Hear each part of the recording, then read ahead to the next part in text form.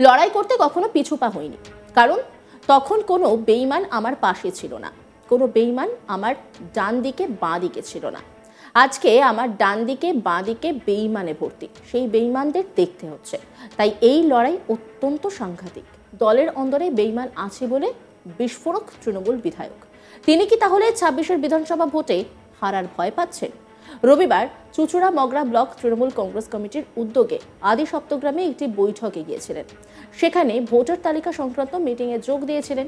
সেখানেই বক্তব্য রাখতে গিয়ে তিনি বলেন, লড়াই করতে কখনো পিছু পা হয়নি, কারণ তখন কোনো বেঈমান আমার পাশে ছিল না। তখন আমরা বিরোধী পক্ষে ছিলাম, সবাই আমরা একভাবে লড়েছি। কোনো বেঈমান আমার ডান দিকে বাঁ দিকে ছিল না। আজকে আমার ডান দিকে বাঁ দিকে বেঈমানে ভর্তি, সেই বেঈমানদের দেখতে হচ্ছে। আর যারা দলের বিরুদ্ধে তাদেরকেও দেখতে হচ্ছে। তাই এই লড়াই অত্যন্ত সাংঘাতিক। তাই আগামী দিন মমতা বন্দ্যোপাধ্যায়কে চতুর্থবারের জন্য মুখ্যমন্ত্রী করতে হবে। দলের যারা সৈনিক, নতুন পুরনো নির্বিশেষে কাজ করতে হবে। অসিত মজুমদার তিনি ঠিক কি বলেছেন শোনাবো আপনাদের।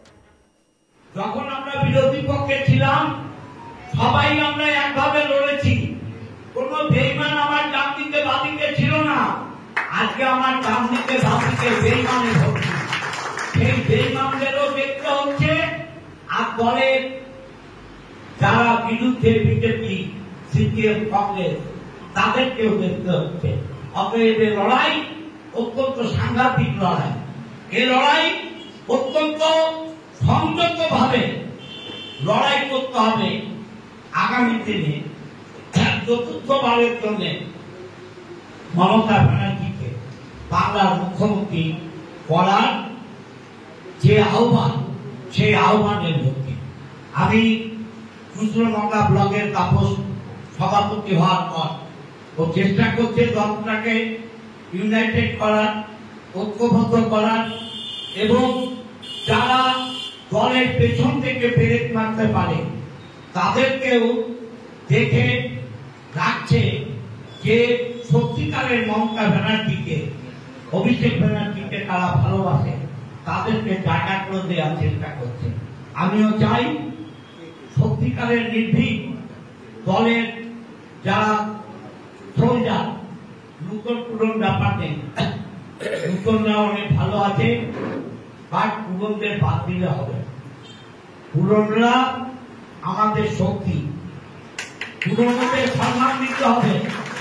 পুরনো নতুন সংমিশ্রণে একটা টিম তৈরি করতে হবে, যে টিম পুরনোদের অভিজ্ঞতা এবং নতুনদের এনার্জি সেটা নিয়ে কাজ করতে হবে।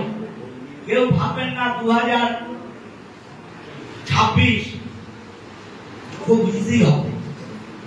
2026 লড়াই করতে হবে। 21-এর চাইতেও ভয়ঙ্কর হবে। 21-এ তো অনেকে বর্ডার লাইনে দাঁড়িয়েছিল, সব মিডিয়া আমাকে হারিয়ে দিয়েছিল, সব মিডিয়া মনোরঞ্জনকে হারিয়ে দিয়েছিল, সব মিডিয়া কপুরদার যুক্তকে হারিয়ে দিয়েছিল, কিন্তু আমরা হারিনি। কারণ মমতা ব্যানার্জির ছবি আমাদের সঙ্গে ছিল, মমতা ব্যানার্জির আশীর্বাদ আমাদের সঙ্গে ছিল, আর মানুষ বাংলার উন্নয়নের সঙ্গে ছিল। আমরা জিতেছি, আমরা এবারও জিতব, সবাই জিতব, এবং 250-এর উপর সিট তৃণমূল কংগ্রেস নিয়ে আসবে, নিয়ে আসবে, নিয়ে আসবে।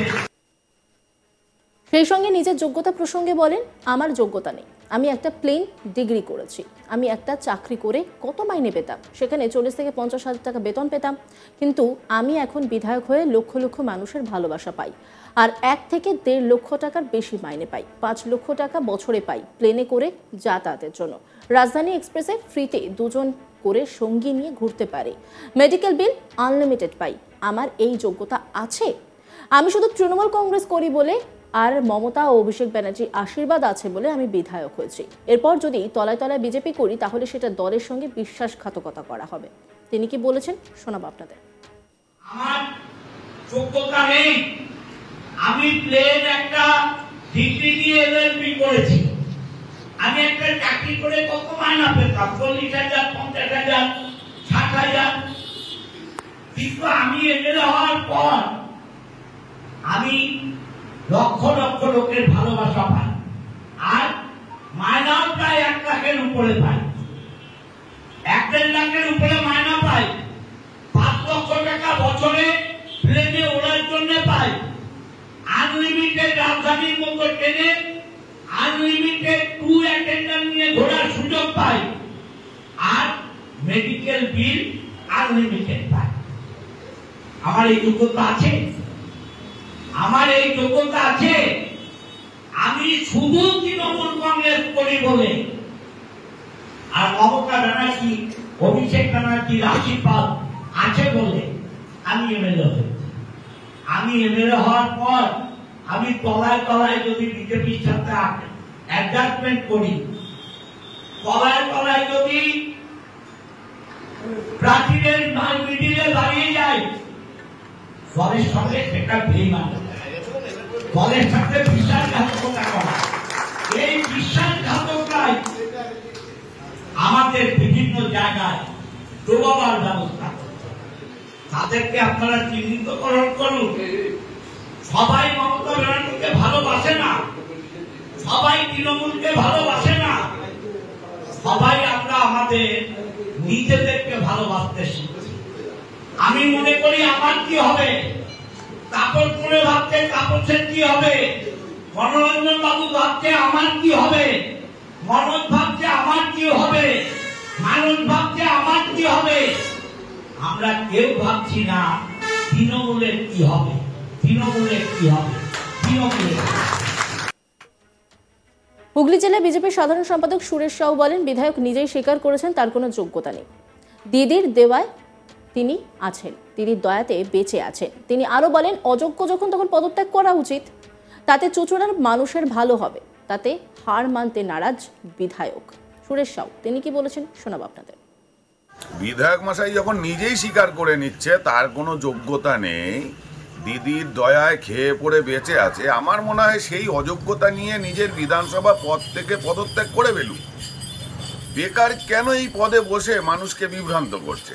আর চুঁচুড়োর মানুষকেও বোঝা উচিত যে কাদেরকে ভোট দিয়ে এই চুঁচুড়ো বিধানসভায় আনা হয়েছে, তারা প্রকাশ্যে দাঁড়িয়ে স্বীকার করে নিচ্ছে যে আমাদের কোনো যোগ্যতা নেই।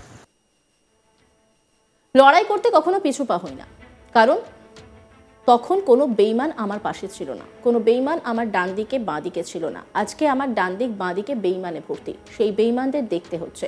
তাই এই লড়াই অত্যন্ত সাংঘাতিক। দলের অন্দরে বেইমান আছে বলে বিস্ফোরক তৃণমূল বিধায়ক।